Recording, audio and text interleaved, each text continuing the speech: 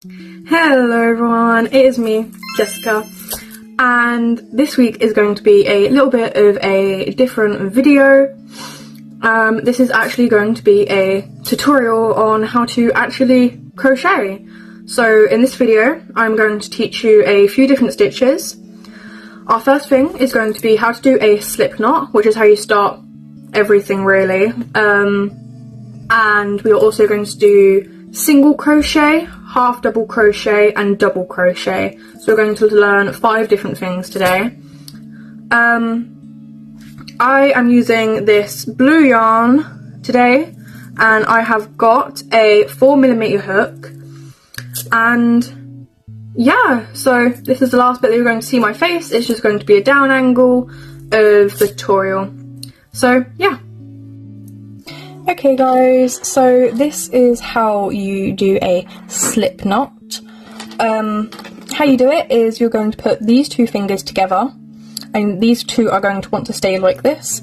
In this hand you can hold the yarn however you would like. By the way, I am right-handed, so I hold my hook with my right hand. People do slip knots in all different types of ways, but this is the easiest way that I've ever known how to do a slip knot.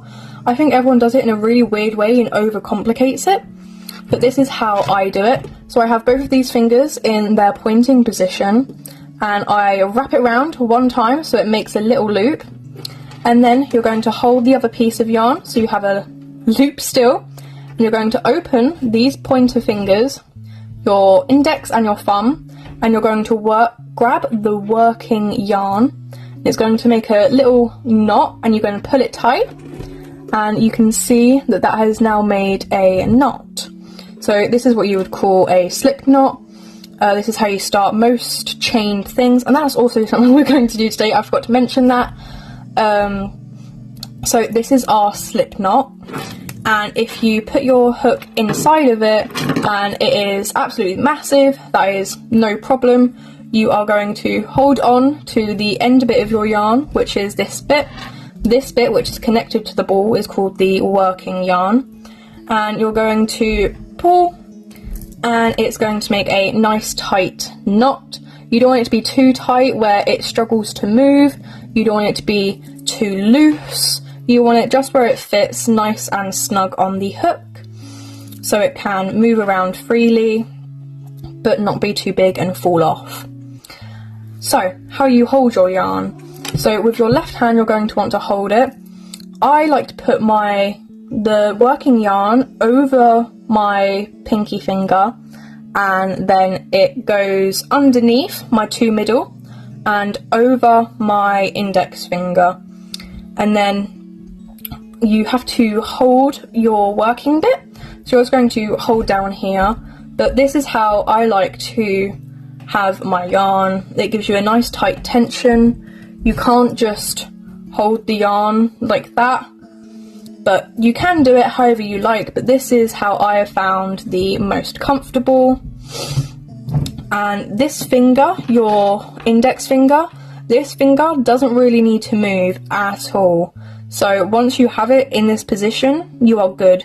These 2 fingers are going to keep moving up to keep everything in place, because otherwise you're going to struggle because it's not going to have a tight tension. So make sure that you are holding on to wherever you are. And this is how to chain. So you want your hook looking up so you can see that there is a little indent in the hook.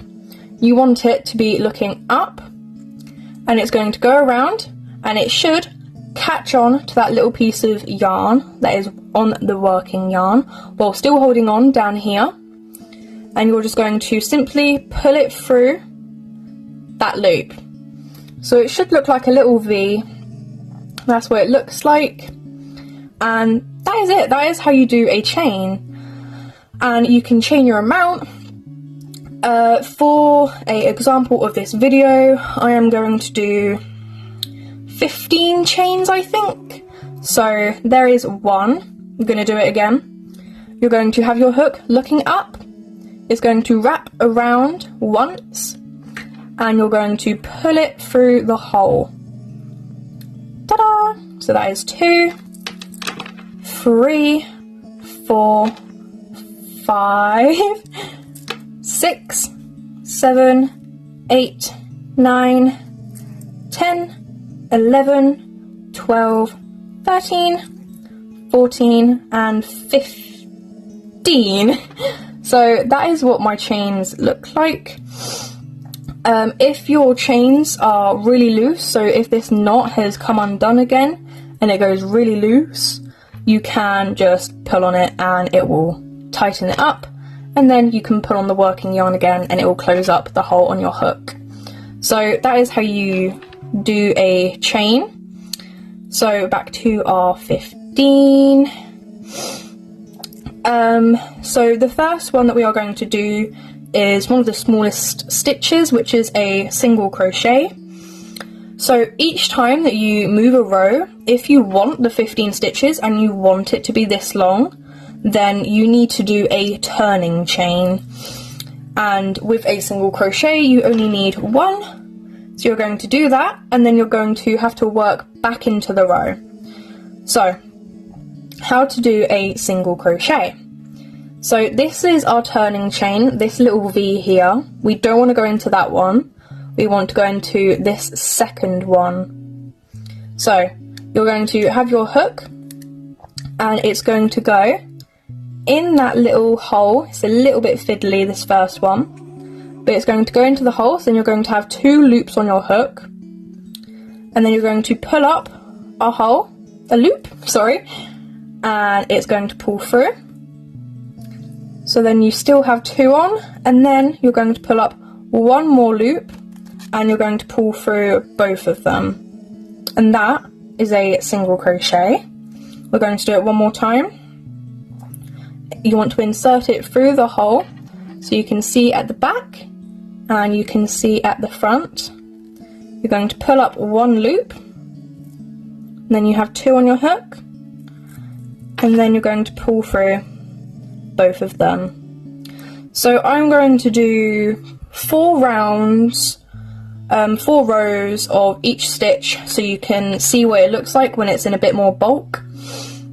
So I'm going to do this, and then we will go on to half double crochet and then double crochet. But my one tip is not to rush it.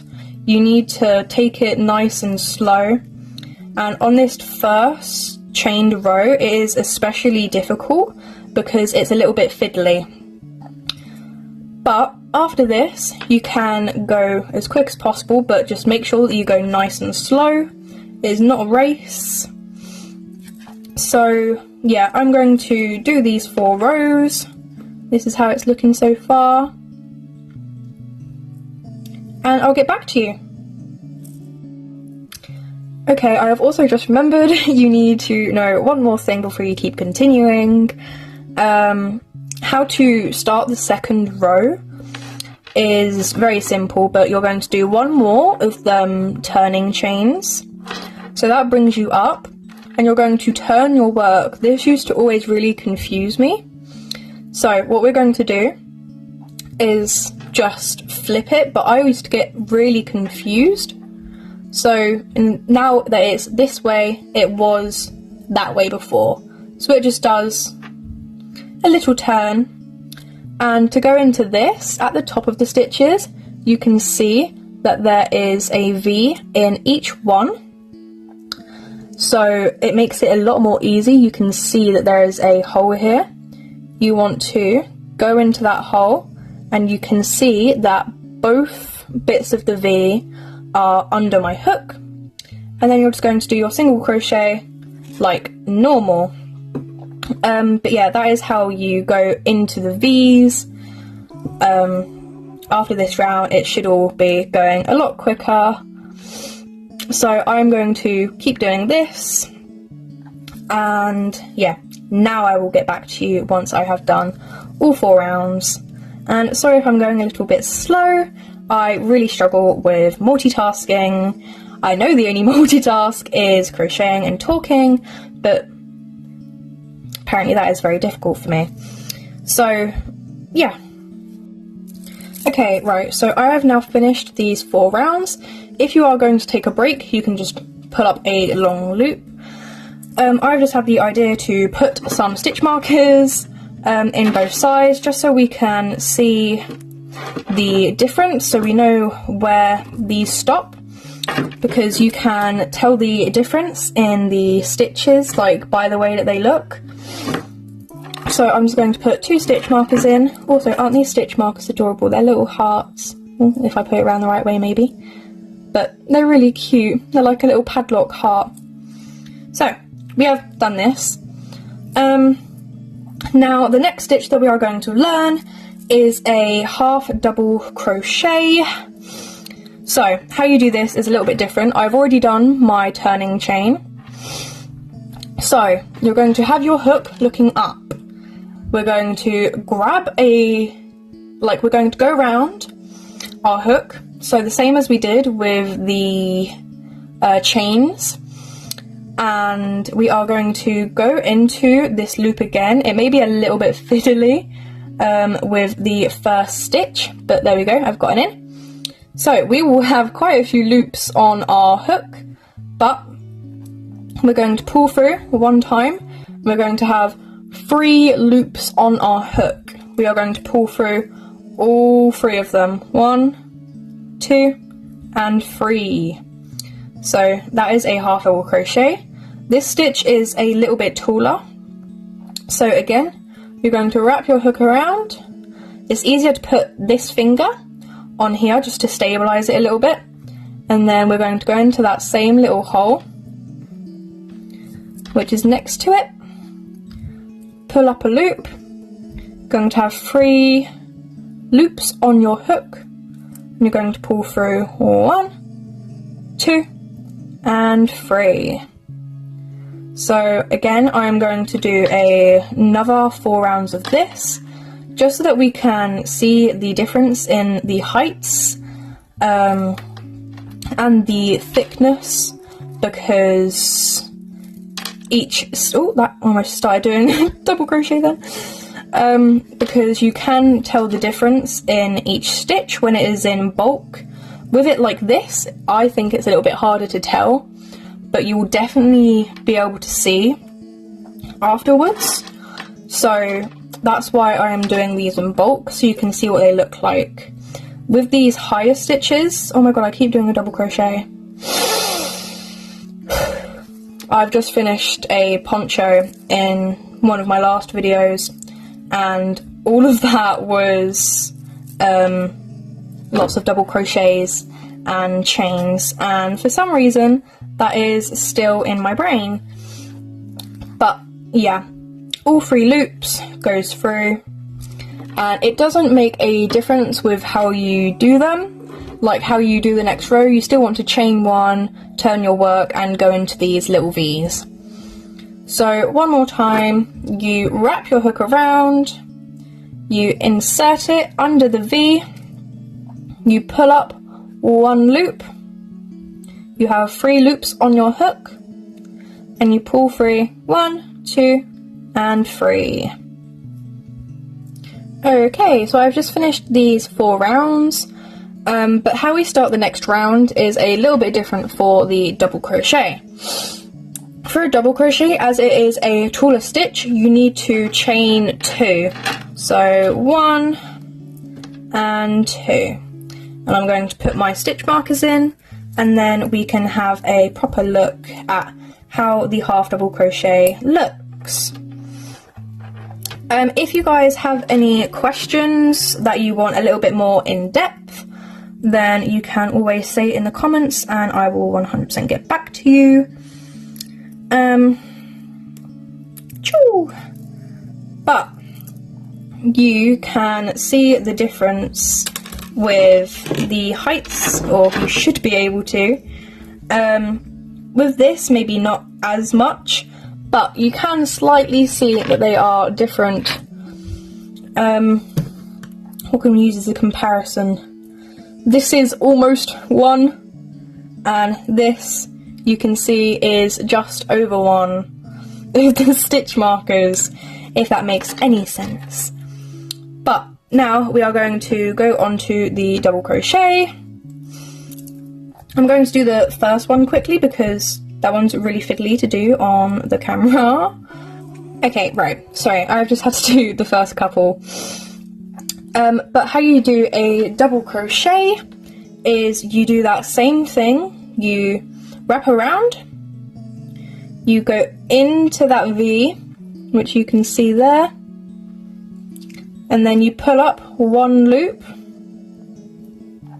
and you should have 3 loops on your hook. You're going to pull through only 2 of them, and it should leave you with 2 more on your hook. And you're going to pull through both of them with that. So that is how you do a double crochet. We're going to do it one more time. Going to wrap around your hook, go into the V, you're going to wrap around and pull up a loop. You're going to have 3 on the hook. You're going to pull through 2 of them, and you're going to pull through 2 of them. So that is a double crochet. Again, I'm going to do this for the next 4 rounds. Double crochet is probably one of my favourite stitches because it is a quick working up stitch, so it makes things go a lot quicker, and I like that. So yeah, I'll get back to you when I have finished these 4 rows. Also, if you mess up on a stitch and you've done that, like you've accidentally done a half double crochet, it's fine. You can pull your hook out and you can just pull on the working yarn and it will get rid of all of the stuff that you have done. This is also called frogging, which is getting rid of your work. It's usually for big projects, but yeah, I'm going to continue doing this, and then we should have learned everything and we can properly examine how these stitches look. Okay, so this is the last little bit that we need to do. We have finished all of the stitches, but I'm also just going to show you how to finish whatever you're doing. So whatever stitch you have just finished, it really doesn't matter, but you're just going to chain 1 and pull it really tight, and then you're going to get a pair of scissors. Oh no, I haven't got scissors, give me a second. I have acquired said scissors, and you're just going to cut your yarn wherever you like, but with most things you will need some room to weave in. So now you should have a loop with a little tail. You just want to pull on this loop so it comes all the way through, and pull on it a bit tight. So now we're going to compare all of the stitches. I've also brought some Q-tips to make this a little bit easier. So all of these ones underneath here are single crochets, and there's 4 rounds of that, and you can see that it doesn't take up a lot of space. But here is with the half double crochets, you can see that there is a little bit more, and with this one, remember, there is also a chain, so it's kind of like 5. And then from here onwards is all of the double crochets. But yeah, I think it's really interesting how you can see the difference. But yeah, that is how you do the 3 main stitches. You can see that the ones at the bottom, which is the single crochet, you can't see too much through. The ones in the middle you can see a little bit more, and the half double crochet has quite big gaps, so you can see through it a lot more, rather than that, even if I pull it apart you still can't see much through it. So yeah, that is how you do all the stitches. Okay, so now that we have finished everything, I hope that I've been able to teach you one thing today. If I have, then please consider subscribing and liking and commenting this video, as I'm trying to grow my channel and I would really appreciate it. I'm still a small creator, so I will be able to talk to each and every one of you. But yeah, here was our little experiment today. And yeah, I hope I taught you something. If not, then I hope you enjoyed the video. But yeah, thank you so much for watching, and I will see you next Monday. Bye!